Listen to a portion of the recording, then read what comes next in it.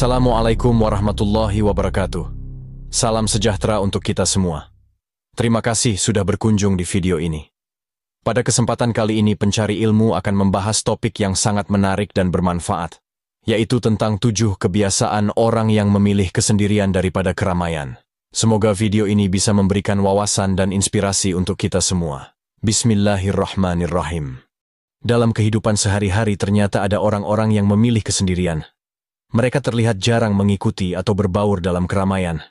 Tapi mereka tidaklah merasa atau memilih kesepian. Kita harus memahami ada perbedaan mendalam antara kesendirian dan kesepian. Memilih hidup dalam kesendirian bukan berarti melarikan diri dari dunia, melainkan justru menyelami dunia dengan cara yang lebih bermakna. Mengutamakan hubungan yang lebih dalam daripada yang sekadar permukaan, bukan berarti menolak interaksi sosial, tetapi lebih kepada menghargai kualitas daripada kuantitas. Dalam memilih kesendirian, sebagian orang mengembangkan kebiasaan harian yang memperkaya hidup mereka dengan cara yang mungkin tak bisa dibayangkan oleh mereka yang hidup di permukaan. Berikut ini 7 kebiasaan sehari-hari dari mereka yang telah menempuh jalan yang jarang dilalui para pencari kesunyian. Pertama, menyambut momen sunyi.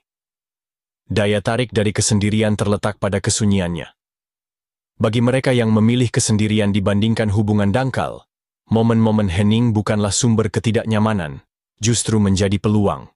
Peluang untuk merenung, belajar, dan tumbuh. Di dunia yang semakin bising, keheningan adalah kemewahan yang langka. Namun, mereka yang mencari kesendirian secara sadar, menyediakan ruang untuk itu dalam keseharian mereka. Mereka memahami bahwa keheningan bukanlah kehampaan, melainkan penuh dengan jawaban. Ini bukan tentang menjauh dari dunia, tapi tentang terhubung dengan dunia secara lebih dalam. Menggantikan obrolan kosong dengan percakapan bermakna, baik dengan orang lain maupun dengan diri sendiri. Jika Anda ingin merangkul kesendirian, mulailah dengan menyambut momen-momen sunyi. Anda akan terkejut dengan seberapa banyak hal yang bisa Anda dengar ketika dunia di sekitar Anda tenang. Ingatlah, ini bukan tentang menghindari orang atau masyarakat. Ini tentang menghargai kedalaman dan kekayaan yang dibawa oleh keheningan. Kedua, mengutamakan pertumbuhan pribadi. Sebagai seseorang yang memilih kesendirian daripada hubungan dangkal, saya menyadari bahwa pertumbuhan pribadi secara alami menjadi bagian dari rutinitas harian. Kita bisa menyisihkan waktu setiap hari untuk memperbaiki diri. Bisa dengan membaca buku yang menggugah pikiran, meditasi, atau sekadar berjalan-jalan di alam untuk menjernihkan pikiran. Kebiasaan ini bukan hanya membantu saya memahami diri sendiri secara lebih dalam, tapi juga memberi pemahaman baru tentang dunia di sekitar saya. Memilih kesendirian bukan berarti mengisolasi diri. Itu berarti menggunakan waktu secara bijaksana untuk merawat pikiran dan jiwa. Ini tentang membangun gaya hidup yang mendukung pertumbuhan dan kesejahteraan diri. Baik itu mempelajari keterampilan baru, menjelajah tempat baru, atau melihat dunia dari sudut pandang berbeda. Investasi kecil pada diri sendiri inilah yang membuat kesendirian menjadi begitu berharga. Ketiga, membangun hubungan yang bermakna. Bertentangan dengan anggapan umum, memilih kesendirian tidak sama dengan hidup sepenuhnya dalam isolasi. Justru, itu membuka jalan bagi hubungan yang lebih bermakna. Sebuah penelitian menunjukkan bahwa kesendirian bisa meningkatkan kualitas hubungan.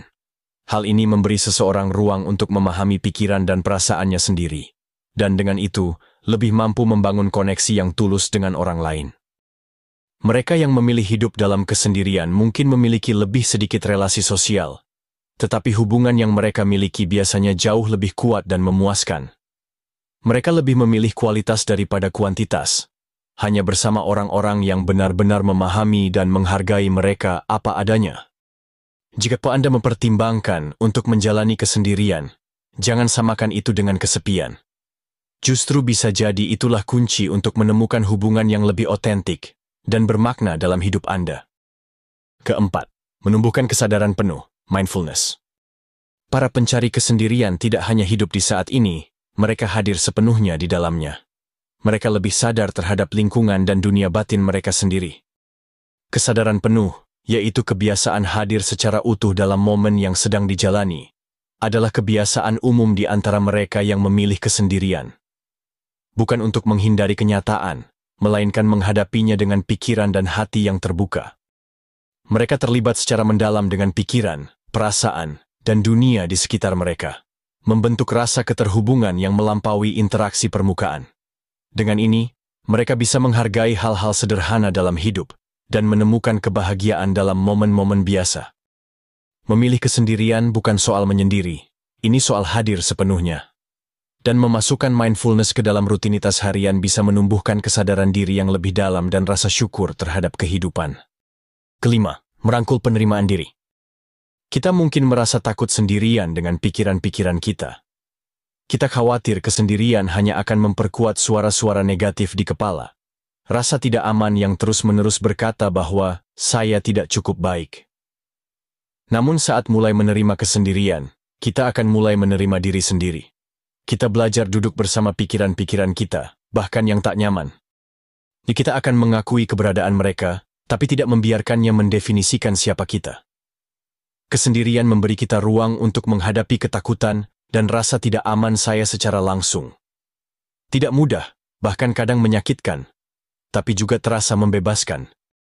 Lama-kelamaan, suara keraguan melemah dan sebagai gantinya muncul suara yang lebih kuat dan percaya diri. Suara yang mengingatkan saya akan nilai diri, kekuatan, dan keunikan saya. Kesendirian bisa terasa menakutkan, tapi juga bisa sangat memberdayakan.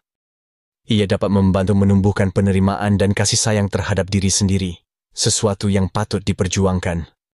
Keenam, menyediakan waktu untuk introspeksi. Memilih kesendirian seringkali membawa pada fokus yang lebih besar terhadap introspeksi, menyelami pikiran, perasaan, dan keyakinan sendiri secara mendalam. Introspeksi bukan sekadar refleksi diri, tapi juga penemuan diri. Ini adalah kesempatan untuk memahami apa yang mendorong Anda, apa yang menahan Anda, dan apa yang benar-benar penting bagi Anda. Kebiasaan ini bisa meningkatkan kesadaran diri dan mendorong pertumbuhan pribadi. Anda akan lebih mengenali kekuatan dan kelemahan, hasrat dan ketakutan, impian dan tujuan hidup Anda. Dengan memberi ruang untuk introspeksi, Anda memberi diri kesempatan untuk tumbuh sebagai individu. Anda bukan sekadar menjalani hidup, Anda belajar darinya. Dan pembelajaran semacam ini bisa membawa transformasi yang mendalam. Ketujuh, menghargai kesendirian itu sendiri.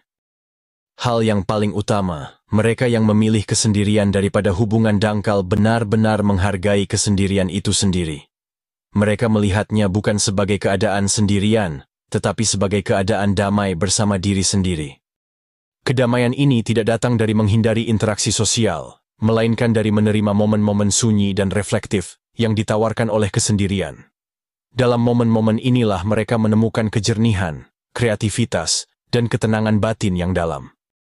Mereka tidak mencari kesendirian karena membenci orang lain, melainkan karena mereka menghargai keberadaan diri sendiri.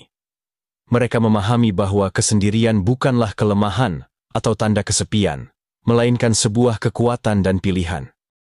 Jika Anda ingin menjalani hidup yang lebih sepi, ingatlah untuk menghargainya apa adanya, sebagai kesempatan untuk terhubung dengan diri sendiri secara lebih dalam, menikmati kebersamaan dengan diri sendiri, dan menemukan kedamaian dari dalam.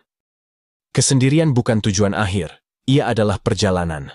Perjalanan menuju penemuan diri, refleksi mendalam, dan pertumbuhan pribadi.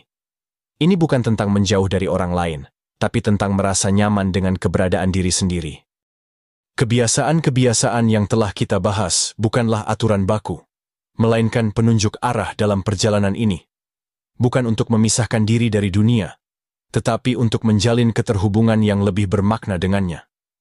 Saat Anda mulai menimbang nilai dari kesendirian, ingatlah, ini bukan tentang menghindar dari dunia, tapi menyelaminya dengan cara yang lebih mendalam. Nilainya bukan terletak pada ketiadaan orang lain, melainkan pada kehadiran diri sendiri. Jangan takut akan kesendirian. Sambutlah. Jelajahi kedalamannya. Dan bisa jadi, Anda akan menemukan dunia baru di dalam diri Anda yang selama ini tersembunyi. Demikianlah penyampaian dan penjelasan tentang 7 kebiasaan orang yang memilih kesendirian daripada keramaian yang dangkal.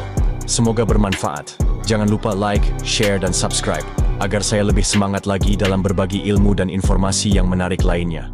Terima kasih. Wassalam.